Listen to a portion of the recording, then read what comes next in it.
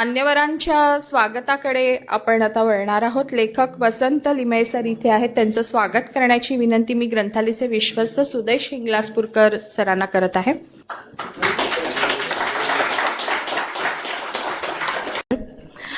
पुस्तकात अनेकांबद्दल त्यांनी लिहिलेलं आहे, अनेकांबद्दलच्या आठवणी आहे आणि त्यातली एक छान आठवण वसंत लिमये सरांबद्दल आहे की त्यांनी केलेली जी एक छान अशी कांचनजंगाची जी मोहीम होती, थरारक मोहीम होती, ती मोहीम थरारक होती आणि त्याच्या मागे त्यांनी जे काही सगळं जमवाजमव केलेली आणि जो काही खटाटोप केलेला होता तो वाचताना आपण खरंच थक्क होऊन जातो, असा सगळा तो खटाटोप होता. आणि त्या मोहिमेकडे आपण कसं गेलो याविषयी सांगताना त्या खूप छान लिहितात. मी अगदी थोडासा एक 4 ओळी वाचण्याचा मला मोह आवरत नाहीये, खूप सुंदर लिहिलेलं आहे. लिमये सरांनी जे लिहिलेलं आहे आणि ते त्यांना सापडलं त्याचा उल्लेख त्यांनी केला की आपण त्या मोहिमेपर्यंत कसं गेलो याबद्दल सांगताना त्या जे म्हणतात ते मी इथे सांगते. कागदांची उलथापालथ करताना वसंत उर्फ बाळ्या लिमयेने रखडलेले खरडलेले कागद हाती पडले. त्याने लिहिलं होतं, गेल्या 10 वर्षात हिमालयाच्या आसमंतात खूप फिरलो. 1981 सालचा सप्टेंबर महिना असावा. सिक्कीम मधल्या एका टुमदार गावात बसून समोरच्या हिरव्या कंस डोंगराच्या रांगा बघताना भारावून गेलो होतो. एवढ्यात पूर्व पश्चिम धारेवरील हिरव्यागार डोंगरांच्या मागील ढगांचा पडदा अचानक दूर झाला. मावळतीच्या सोनेरी गुलाबी प्रकाशात दिमाखात ऐशा आरामात पडलेली महाकाय शिखरांची एक रांग अचानक खुणवू लागली. ताडकन उठलो. ही तर कांचनजंगेची रांग, ढगांच्या सतत मागे दडलेली. आज अचानक हिरव्या डोंगरांच्या वरच्या ढगांवरील पट्ट्यावर ही गगनचुंबी सोनेरी गुलाबी शिखरं पाहून वेडावून गेलो. हे मला झालेलं कांचनजंगेचं पहिलं दर्शन इतक्या वर्षानंतरही तितकंच टवटवीत दिसतंय ते. आणि हा कागद हाती पडला आणि हे वर्णन वाचल्यानंतर एक सुनीतीताईंनाही मनात उर्मी दाटून आली की ही मोहीम आपण केलीच पाहिजे. आणि त्याच्यानंतर केलेला खटाटोप खरंच म्हणजे थक्क, आणि अजून मला काही शब्द सुचत नाहीयेत की एवढं सगळं किती धावपळ केली आणि एवढं सगळं कसं जमवून आणलं हाच प्रश्न पडावा असा सगळं ते एक पूर्ण प्रकरण आहे. आणि त्या सगळ्याचे साक्षीदार असणारे इथे लिमये सर आहेत. मी त्यांना बोलण्याची इथे विनंती करते.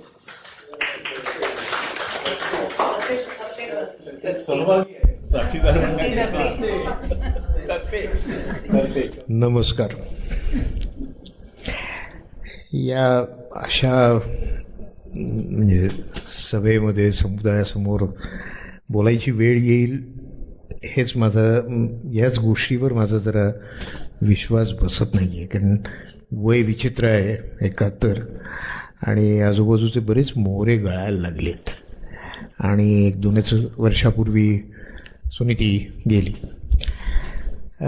माझी अगदी पहिली आठवण असा एक फॉर्मॅट आता झाला आहे. त्यानुसार मी 80 साली नोकरीसाठी म्हणून IIT संपवून दिल्लीला गेलो. आयुष्यात पहिल्यांदा म्हणजे मुंबई ठाणे इथून बाहेर पडून कुठेतरी चाललो होतो. आणि एकंदरीतच पिंड म्हणजे IITमध्ये तो पोचला गेलेला भटक्याचा पिंड. तर त्यामुळे घर सोडून बोंबलत गावभर फिरणे हे आवडीचा छंद. परंतु ते उन्मेखून दिल्लीला गेल्यावरती जास्त प्रकर्षाने जाणवलं. याच्यावरून कोणीच ओळखीचं नाही. म्हणजे बऱ्याच जणांच्या आठवणी ऐकताना ते माझ्या डोळ्यासमोर पुन्हा येतं की दिल्लीमध्ये कोणीच नव्हतं. आणि म्हणजे मराठी माणूस दिसला की म्हणजे औषधाला सापडायचं आणि अरे असं व्हायचं. तर त्याच्यात MICमध्येच महाराष्ट्र इन्फॉर्मेशन सेंटरमध्येच सुनीतीची माझी पहिली ओळख झाली. काहीतरी पुस्तकं आणायला म्हणून गेलो होतो आणि तिथे ओळख झाली. आणि त्यानंतर थोड्याच वेळात म्हणजे मी आगाऊ असल्याकारणाने माझं एक करोलबागेत घर झालं.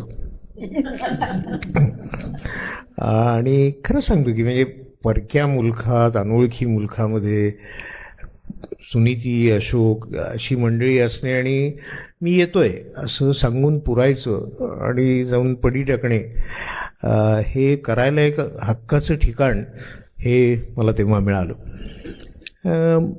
सगळ्यांच्या आठवणी ऐकत असताना आणि आत्ता यांनी एका अर्थाने पुन्हा त्या सगळ्या स्मृती समोर आणणारी आठवण वाचून दाखवली कांचनजंगा. सुनीतीच्या संदर्भातला एक मुद्दा म्हणजे साहसी किंवा बेधडकपणा हा जो काही प्रकार आहे, कारण एक पार्श्वभूमी सांगणं गरजेचं आहे. ही मोहीम झाली 88च्या मे जून महिन्यामध्ये. म्हणजे आम्ही सुमारे 95 दिवस एकत्र होतो. 24 सदस्य, त्यातला एक उपनेता इथे आहे दिलीप लागू, दुसरा दुर्दैवाने त्या मोहिमेत दगावला. आणि त्या 24 सदस्यांपैकी एकुलती एक बाई म्हणजे सुनीती.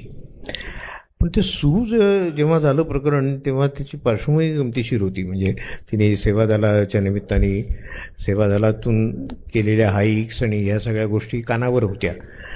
दिल्लीला नेमाने जाणं येणं होत असे मोहिमांच्या संदर्भात किंवा इतर काही कामांनिमित्त. आणि त्याच्यामध्ये 87 साली एक लहान मुलांचा ट्रेक झाला की ज्याला या दोघी होत्या, क्षिप्रा आणि बिल्वा. आणि त्या ट्रेकला मी पण येते असं म्हणून सुनीती आली. सुनीती तोपर्यंत कांचनजंगाची सदस्य झालेली होती. आणि आज एक सल जाणवतो तो असा की, आणि म्हणजे सलही जाणवतो एका अर्थाने या सुनीत पुस्तकाकडे मी खजिना म्हणून पाहतोय. कारण पुस्तक किंवा काहीतरी याचं डॉक्युमेंटेशन करायचं आणि हा एक महत्त्वाचा म्हणजे योगदान तिचं असणार होतं. आणि तिने बऱ्याच नोट्स आणि त्याचे खरडलेले कागद आणि त्याचे बाड वगैरे सगळं आहे. म्हणजे ते कुठेतरी 2-3दा प्रयत्न झाले परंतु ते दुर्दैवाने अजून झालेलं नाही. तो सल जाणवतो. परंतु मी त्या अर्थाने या पुस्तकाकडे खजिना म्हणून पाहतोय. ती मोहिमेमध्ये सहभागी झालेली होती. आमची 87 सालचा तो ट्रेक आणि त्याच्यावरती दुर्दैवाने अपघात झाला. त्यानंतर म्हणजे मला असं वाटलं होतं आणि अशोक आणि यांच्यात वाद होता की तिने कांचनजंगाला जावं का नाही या संदर्भात.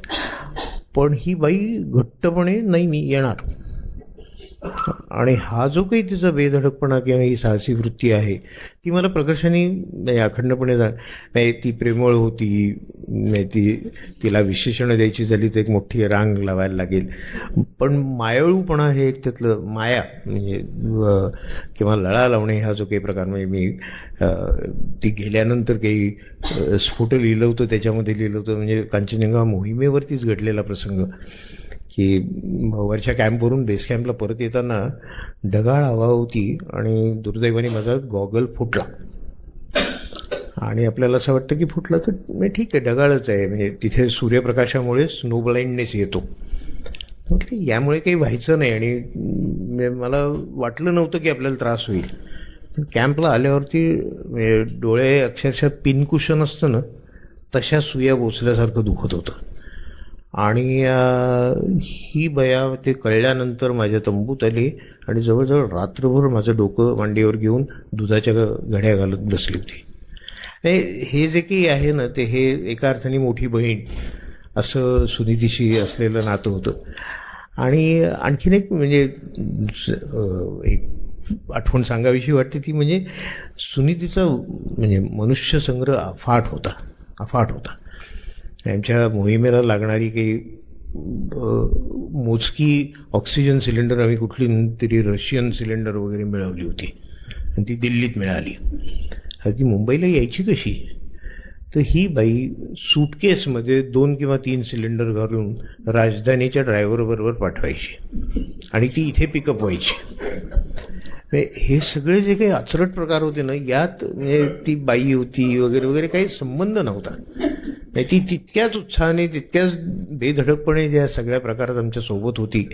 आणि याने फार मजा आली. मला जाणवणाऱ्या 2 गोष्टी की एक तिच्या स्वभावातला हा पदर साहसी वृत्ती किंवा बेधडकपणा आणि दुसरं म्हणजे महत्वाकांक्षा. एका अर्थानं म्हणजे मी त्याच्याकडे वैगुण्य वगैरे म्हणून पाहत नाही पण महत्वाकांक्षा कमी होती. या ग्रुपमध्ये येणे, मला काहीतरी अमकं करायचं आहे, मला काहीतरी तमकं करायचं आहे, हे तिच्याकडून खूपसं कधी मी ऐकलेलं नाही. परंतु हे तू करतो ना, मी मदतीला आहे. आणि हे करायला मन मोठं लागतं आणि ते तिच्याकडे होतं. मला एकच सांगावंसं वाटतं की म्हणजे सुनीतीबद्दलच्या आठवणी उदंड आहेत.